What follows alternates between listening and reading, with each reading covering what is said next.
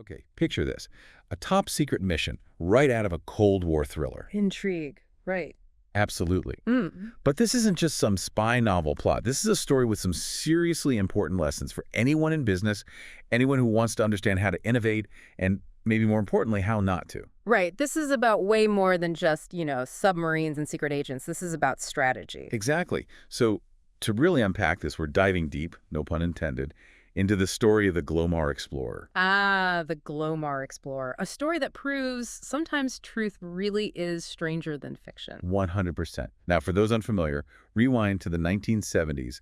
The Cold War is in full swing, tensions are high, and suddenly deep-sea mining bursts onto the scene. Yeah, everyone's talking about this new frontier, The ocean floor, this untapped resource, manganese nodules specifically. Right, these nodules, they're full of valuable metals. And who better to capitalize on this than the eccentric billionaire Howard Hughes? Of course, right. It's like it was tailor-made for a larger-than-life character like Hughes. Totally. So Hughes launches this massive ship, the Glomar Explorer, and the world is convinced. Yeah.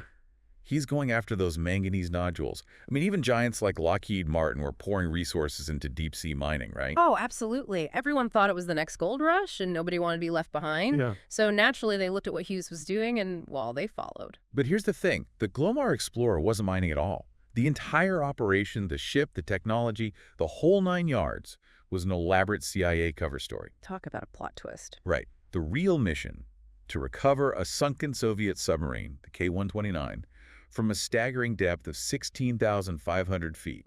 Can you imagine? I mean, the sheer audacity of it. It's mind-blowing. But here's the kicker, and the real reason we're talking about this today. Companies saw Hughes, this titan of industry, seemingly making moves in deep-sea mining. They assumed he was onto a gold mine, literally. And they rushed in head first without truly understanding the why, the motivation, the market reality. And that's the danger, isn't it? Blindly following the competition. So how do we, as business leaders, as innovators, avoid making the same mistake? It all comes down to market-driven innovation. It's not about chasing shiny objects or, in this case, shiny submarines. Right. It's about asking the right questions. Right. First and foremost, what problem are you solving for your customer? Not what you think they need, but what actually keeps them up at night. Okay, so deep understanding of the customer problem. Yeah. What else? Relevance. How big of a problem is this for your target market?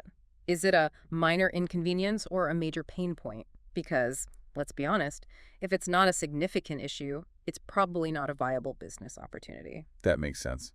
What else should we be considering? Market size. You could have the most brilliant solution to a real problem, but if there aren't enough potential customers, you're not going to build a sustainable business. Right, you need a market big enough to actually support what you're building. Okay, so we've got problem, relevance, market size. Anything else? Last but certainly not least, feasibility. Can you actually deliver this solution, and can you do it profitably? This is where the rubber meets the road, right? You've got to factor in technology, costs, your competition. Those practical considerations. Exactly. So instead of playing follow the leader, true innovation comes from really understanding those customer needs and then crafting solutions that meet those needs in a way that makes sense. It makes you wonder, are there businesses today, maybe even in the industries we think are cutting edge, that are making the same mistakes as those who chased after the Glomar Explorer? It's a question worth pondering. Are there trends we've bought into without truly questioning their validity, their market viability? Think about it. What are the Glomar Explorers of today, and are you following them blindly, or are you charting your own course driven by real customer needs and a deep understanding of the market? Lots to think about.